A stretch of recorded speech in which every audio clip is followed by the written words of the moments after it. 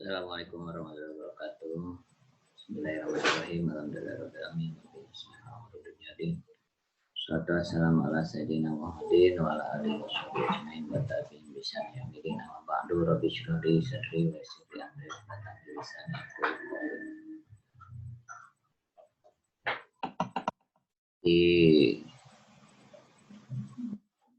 Pada video kali ini saya akan mengulang pelajaran yang dalam tarkim tadi karena suaranya kadang tidak jelas. Bismillahirrahmanirrahim. Alamat tarkim atau tanda baca. Alamat tarkim adalah tanda istilah yang disimpan di tengah-tengah penulisan untuk menentukan tempat berhenti atau disambungkan, atau berhenti atau permulaan, atau untuk sebagai pembagian kalam atau kalimat dan pemisahan kalimat dan penjelasan bagian-bagian kalimat dan menentukan tujuan dari kalam dan tujuan akhir dari kalam dan berbagai macam bentuk notasi suara. Dan untuk menentukan detail dari pemahaman penulis dan pemahaman si pembaca. Jadi intinya tanda baca. Tanda tarkim pertama yaitu al-faslah atau disebut juga al-faslah atau asyullah, yaitu koma. Nah, untuk penulisan koma dalam bahasa Arab, komanya terbalik. Untuk pengetikan ada di huruf K. Koma tempatnya yaitu antara bagian kalam yang sempurna. Rahimallahu amron wala khairan faqanima kata pasalima. Nah, lihat kalimat di sini, kalimat ini, kalimat yang ketiga semuanya sudah sempurna. Nah, untuk menambahkan dua kalimat atau yang sudah sempurna diberi koma. Yang kedua, antara suatu hal dan bagian-bagian. Contoh kalimat. Kalimat itu ada isim, ada fiil, ada harf. Nah, lihat ada koma, ada koma, ada koma. Yang ketiga, tempatnya setelah lafaz munada, yaitu panggilan ya Khalid, koma apil, datanglah, menghadap. Nah, lihat ya, setelah ya Khalid ada koma. Yang keempat, antara kalimat mufradah, kalimat yang bermakna satu, seperti ini. Musyawarah liqahul ukul, yaitu gizinya akal. Waraidus shawab, pembawa kepada kebenaran. Wa matiyatun najah, penentu kesuksesan. Nah, lihat di sini ada koma, koma, koma. Nah, lihat bedanya dengan yang pertama, ini kalimatnya sempurna, terus koma, koma. Kalau ini liqahul ukul, waraidus shawab, matiyatun najah itu kembali lagi kepada musyawarah. Jadi mungkin seperti badalnya atau pengganti dari liqahul atau dari musyawarahnya. Nah, lihat ya, ini semua bermakna beda, tapi intinya yaitu menerangkan tentang musyawarah. Beda dengan yang atas. Selanjutnya, fasilah digunakan juga antara kalimat yang diatapkan. Al-hurru ida wa'ada waqfa wa ida anakafa wa ida malaka apa. Yang merdeka itu ketika berjanji dia menyumponi. Nah, menyumponi. Menepati, dan ketika menolong menyukupi, dan ketika memiliki dia akan mengampuni. Dan juga antara lafaz-lafaz yang diatapkan, ya bidikotiha wa manahijia wa goyatia wa syariah dan seterusnya. Lihat ada koma, koma, koma. Nah, ini biasa yang kita dengan adanya dan atau kata sambung. Yang kedua, alamat tarkim adalah al-fasilah al-manqutoh, atau di istilah kita titik koma, yaitu antara dua kalimat, salah satunya memiliki sabab di yang kalimat lainnya. Alaika biribki, kamu harus lembut wahai Aisyah. Kenapa? Fa innahu makana fi syai'in illa zana. Karena sesungguhnya kelembutan apabila ada di suatu hal itu akan menjadi penghiasnya. Nah, lihat ya. Fa innahu itu sebagai sebab dari ar-rifqi atau penjelasan atas rifqi. Nah, titik koma ini. Selanjutnya alamat tarkim yang selanjutnya adalah nuqtah atau titik. Bentuk titiknya seperti ini. Nihayatul jumlah atama hal makna, yaitu akhir kalimat yang sempurna makna. Al mutasaffihul lil kitab absaru bimakil khalal min munsyihi. Yang sering membaca buku itu lebih mengetahui tempat-tempat kekurangan daripada pembuatnya. Nah, lihat ini setelah kalimat sempurna ada titik. Nah, sama yaitu di atas juga ya. Setelah kalimat-kalimat sempurnanya selalu diakhiri dengan titik. Atau nihayatul faqrah atau akhir paragraf atau akhir pembicaraan. Al-umru ilkun nafis. Umur adalah ikatan yang mahal. La yunfikul akil illa bima huwa anfasu. Tidak akan memboroskannya orang yang berakal kecuali dalam hal yang lebih berharga dari akalnya. Lihat ya, setelah itu titik. Nah, ini ucapan orang Arab, lalu setelahnya adalah titik.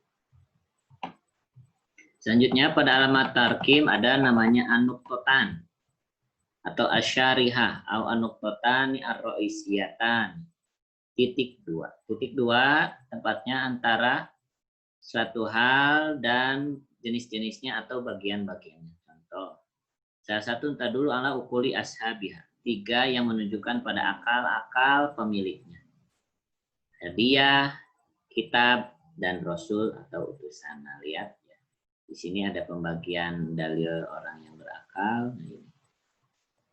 Jadi ada titik dua. Atau benal qol wal kalam al maqul. Nah, antara ucapan dan pembicaraan yang berbicaranya. Min aqwalil Arab titik dua. Setelah itu baru pembicaraannya. Man amala rajulan habahu wa man jahila syai'an habahu. Yang selanjutnya bena syai'i wa ta'rifi au tafsiri. Antara sesuatu hal dengan definisi atau penjelasannya. Contoh al-hajju lugatan al-qasdu.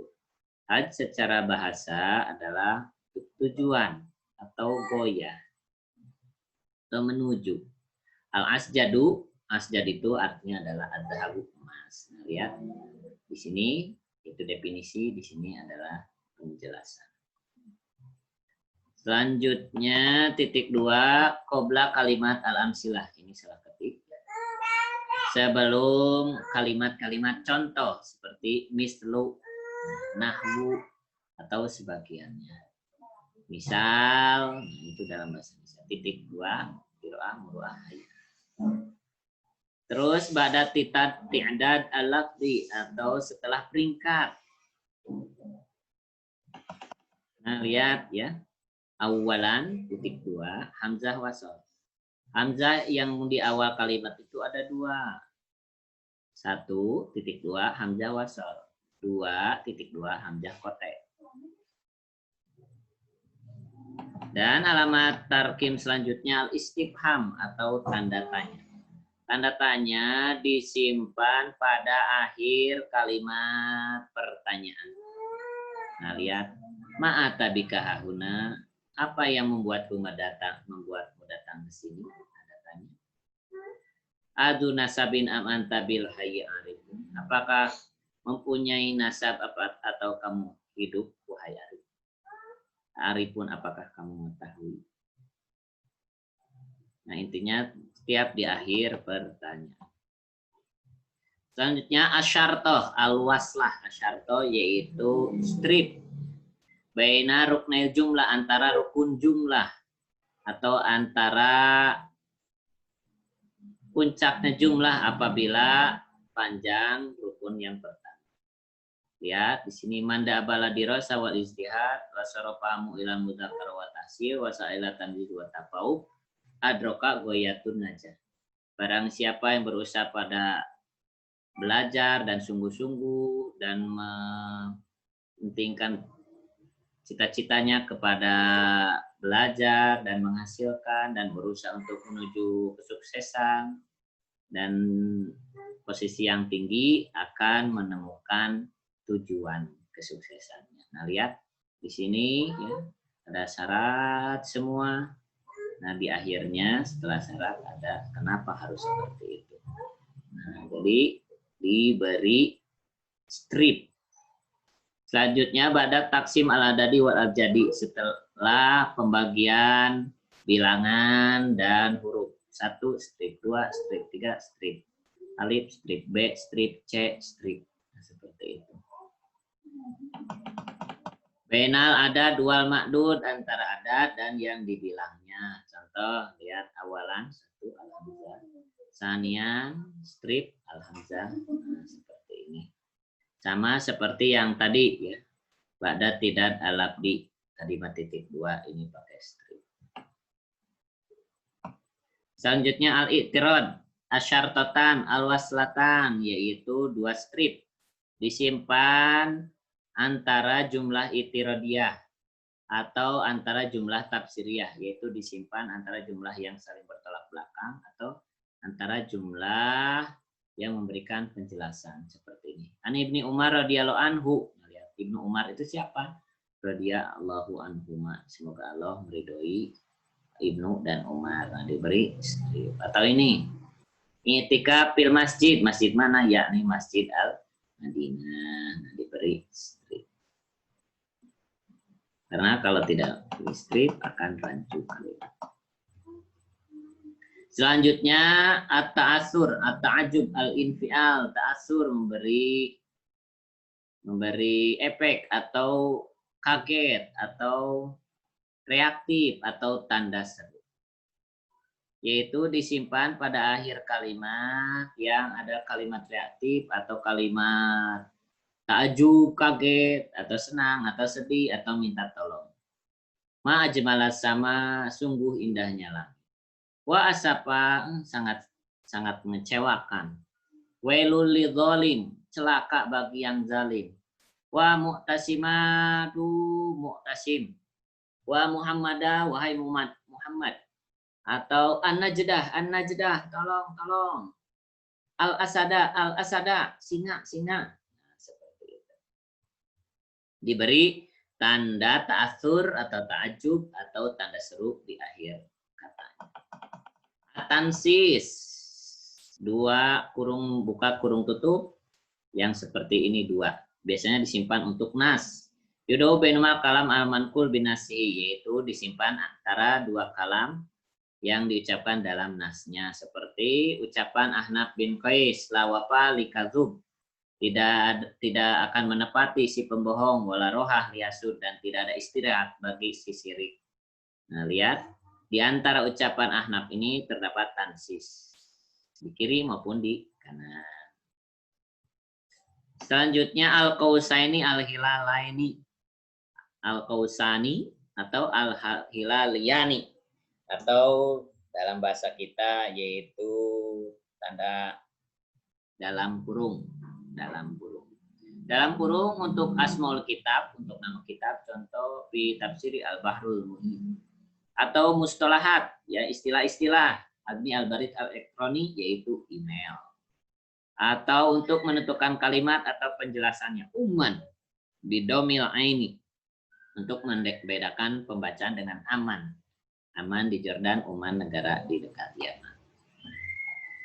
Selanjutnya al-qausani al-murakkanani, yaitu dalam kurung yang tegak dua-duanya. Disimpan antara penambahan pada nas seperti ini. Al-birru musalasun, al-birru yaitu musalas terbagi 3, maksudnya al-barru, al-birru, dan al-burru. Nah, lihat ya. Ini adalah penambahan dari nas. Dan terakhir yaitu al-hadfu, atau yang dihapus titik-titik. Disimpan titik-titik pada tempat yang dihapus dari nas. Qala Ibnu Mas'ud, hadis an-nas ma ada juga bi absori. Nah, lihat. Sebenarnya di sini masih ada kalimat yang panjang, tapi karena dihapus akhirnya diberi titik-titik. Nah, sama seperti ini. Titik 3. Itu saja untuk alamat tarkim.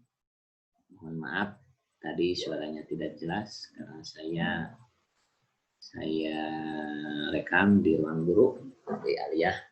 Untuk UTS pelajaran IMLA mengikuti arahan dari kampus apakah offline atau online. Namun yang pasti yang akan diujikan yaitu IMLA takbiri. Kalian akan menulis tema sebuah tulisan yang diberikan sesuai temanya nanti.